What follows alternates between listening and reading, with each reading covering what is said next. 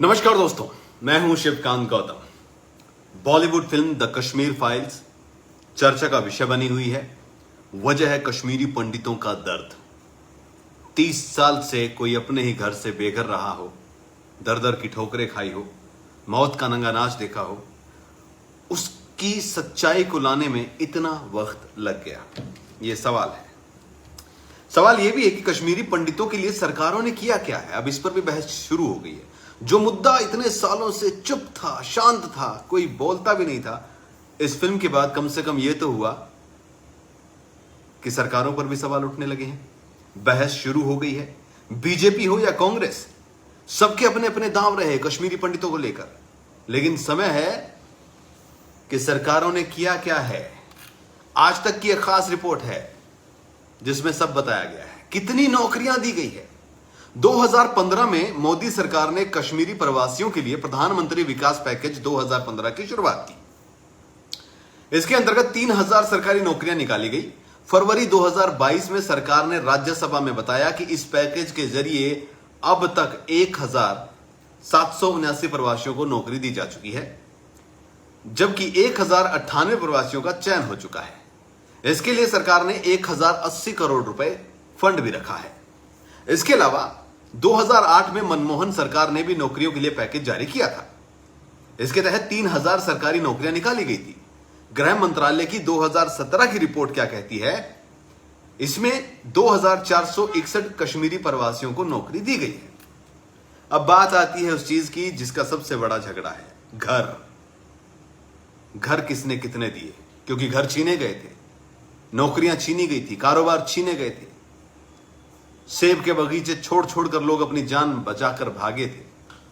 राज्यसभा में केंद्रीय गृह मंत्री नित्यानंद राय ने फरवरी 2022 में बताया कि कश्मीरी प्रवासियों को राज्य में आवास देने के मकसद से 920 करोड़ रुपए की लागत से घाटी में 6000 ट्रांजिट आवास बनाए गए हैं। इन आवासों में उन प्रवासियों को रखा जाएगा जो सरकारी नौकरी के लिए घाटी में लौटकर जाएंगे। उन्होंने यह भी बताया है कि 5 साल में 610 प्रवासियों की उनकी जमीन वापस दिलाई गई है उनको। कश्मीरी प्रवासियों की वापसी के लिए मनमोहन सरकार ने 2004 से 2008 में 2 पैकेज जारी किए थे। 2004 में जो पैकेज जारी किया था उसमें जम्मू के 4 इलाकों में 2 कमरों के 5242 मकान दिए गए थे। इसके अलावा कश्मीर के बड़गाम जिले में शेखपोरा में 200 फ्लैट भी दिए गए थे। गृह मंत्रालय के मुताबिक 200 फ्लैट्स में से 31 फ्लैट उन स्थानीय प्रवासियों को दिए गए जो घाटी में ही अपना घर छोड़कर दूसरी जगह पर चले गए थे। पुनर्वास, जिनके उजड़े घर, उनका क्या हुआ? घाटी से हजारों परिवारों ने पलायन किया था, लेकिन लौटने वाले कुछ ही थे। 17 मार्च 2021 को राज्यसभा में गृह मंत्रालय ने बताया कि पिछले कुछ सालों में सरकारी नौकरियों के लिए 3800 कश्मीरी प्रवासी घाटी में वापस लौटे हैं। इससे पहले दिसंबर 2011 में सरकार ने लोकसभा में बताया था कि घाटी में किसी भी कश्मीरी प्रवासी परिवार की वापसी नहीं हुई, यानी कि 2011 तक कोई भी परिवार डर के वापस नहीं गया था। कितनी आर्थिक मदद दी गई है? घाटी में जितने भी परिवारों का पलायन हुआ था उनमें से ज्यादातर जम्मू में आकर बस गए। हालांकि हजारों प्रवासी दिल्ली, एनसीआर और बाकी देश के अलग अलग हिस्सों में भी बसे। 17 मार्च 2021 को केंद्र सरकार ने लोकसभा में बताया था कि इन प्रवासी परिवारों को हर महीने 13,000 रुपए नगद राशि दी जा रही है। गृह मंत्रालय ने बताया है कि कश्मीरी प्रवासियों को हर महीने 9 किलो चावल प्रति व्यक्ति, 2 किलो आटा प्रति व्यक्ति और 1 किलो शक्कर हर परिवार को दी जा रही है। बगीचों के मालिक, धरती के स्वर्ग के मालिक 2 किलो आटा, 1 किलो चीनी में रह रहे हैं। कितने कश्मीरी पंडितों का पलायन हुआ था, यह सबसे अहम सवाल बन जाता है। 1990 में जब घाटी में आतंकवाद का दौर शुरू हुआ था तो कश्मीरी पंडितों को उनकी जगह से भागना पड़ा था।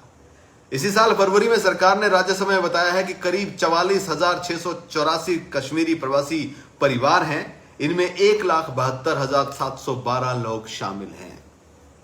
तो ये दर्द है। लेकिन जब हम बात करते हैं कि सरकारों ने क्या दिया, 9,000 रुपए, 13,000 रुपए महीना, 9 किलो चावल, 2 किलो आटा, 1 किलो शुगर, क्या इससे परिवार चल सकता है? क्या इससे घर चल सकता है? लेकिन मजबूरी उनकी वही जानते हैं जिन्होंने इस दुख को झेला है। और अब इस दुख को पूरा देश देख रहा है, इसीलिए देश भी दुखी है।